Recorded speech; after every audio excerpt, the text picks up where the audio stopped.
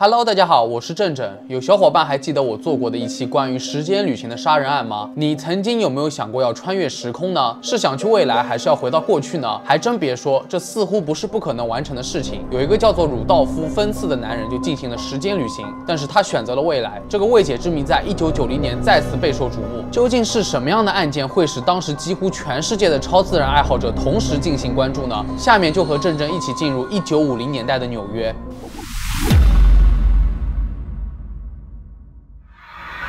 1950年6月的某个晚上，纽约街道上还是和往常一样人来车往。有一个奇怪的人突然出现在了时代广场的中心，就像是天外来客，留着几十年前就已经不流行的羊排式鬓发，乍一看就像是博物馆里面的模特，又像是上个世纪的历史照片中能够看到的那种人。目击者说他看上去很困惑，与周围的环境格格不入。该名男子看上去像是迷失了方向，在大马路上胡乱徘徊，显然没有意识到这里有多么危险，从而造成了交通混乱。等警察赶到的时候，这名男子朝四周看了一眼，先是惊愕，然后惊慌失措地逃走了。最后他横冲直撞，被撞死在了街道上面。他的尸体在当天晚上被送到了太平间，召集了专业医生进行尸检。警方一开始以为顶多是个醉汉或者瘾君子，但接下来的调查让他们一头雾水。这名受害者被认为是30多岁的男性，每个人第一眼看到的都是这个男子穿着打扮特别奇怪，他穿着格子裤、短外套和背心，他的衬衫领子紧紧地裹在脖子上。此外，他的鞋子是扣着的，还戴着一个高高的火炉烟斗的帽子。衣服上的标签贴着一个没人听说过的裁缝的名字和地址，他的帽子上还贴着那家曾经去过的商店的标签，但许多年前就已经倒闭了。所有的这一切，再加上这个男人不同寻常的羊排式鬓角，给人的感觉就像是活脱脱从维多利亚时代中期走出来的人。警察搜查了他的尸体口袋里，发现了一些奇奇怪怪的东西，比如70美元的现金。尽管一些硬币看上去很新，但上面的日期没有一个是1876年以后的。在这些硬币中，有一枚3美分的硬币早就已经不流通使用了。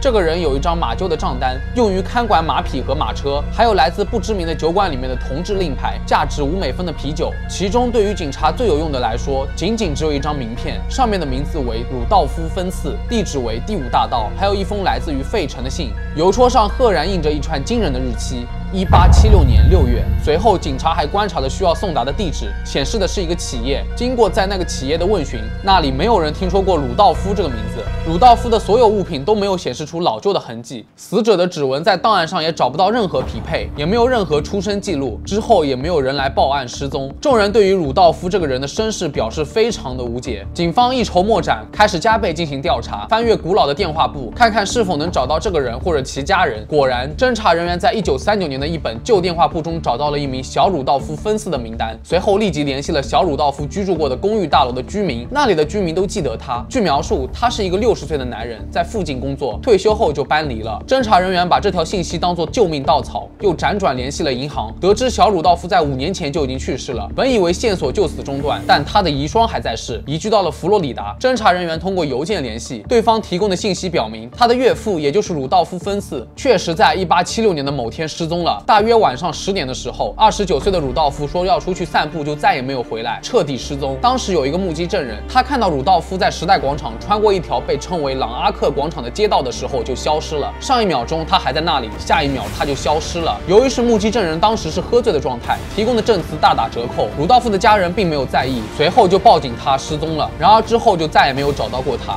为了证实这位遗孀说的话，侦查人员搜集了1976年失踪人员的档案，发现确实有一份鲁道夫·芬茨的报告，有羊排式鬓角，最后一次穿的就是深色外套、格子裤，还有高大的帽子。这与时代广场遇难的那名神秘男子完全能吻合。更诡异的是，就连他的岳父的地址也是完全匹配的。这难道是巧合吗？还是说鲁道夫失踪了74年后又莫名其妙的重新出现了呢？又或者鲁道夫因为某种原因陷入了一个时光倒流的深渊，遭遇了一次短暂的事故或者实验，导致了他的时空错乱，引起穿越。当时负责的警长担心自己被认为是疯子，怕没了饭碗，就避免谈论这些发现，因此没有正式记录任何发现。仅仅几年后，这位退休的警长在一次采访中公开谈论此案，并提供了尽可能多的信息。说到这里，我相信有些观众已经看出来事情的蹊跷了。儿子是啥时候出生的呢？我们来看一下时间线，咱们就当鲁道夫在1876年失踪了，1950年重新出现的。那他的儿子小鲁道夫在1939年搬家的时候，邻居的说法是他当时60岁，以此推算，小鲁道夫是1979年出生的，这比鲁道夫失踪的1976年还晚晚了3年，难不成小鲁道夫是隔壁老王家的儿子吗？随后，警方也开始寻思，这会不会就是场骗局？比如这名男子想要自杀，但给自己设计了一个桥段，要来一场史诗般的恶作剧。首先，他得找到一个70多年前失踪的男子的身份，决定假扮他，花了几个月的时间来收集、准备这些古董玩意儿，包括穿着打扮，在半夜还跑到人流量巨大的纽约时代广场制造混乱，然后自杀。如果这是真的话，那这个人真的是精神失常了。更扯一点的话，会不会是有外星人在1976年的时候把他绑架到别的星球，然后又把他重新送了回来？因为时空错乱已经到了1950年呢。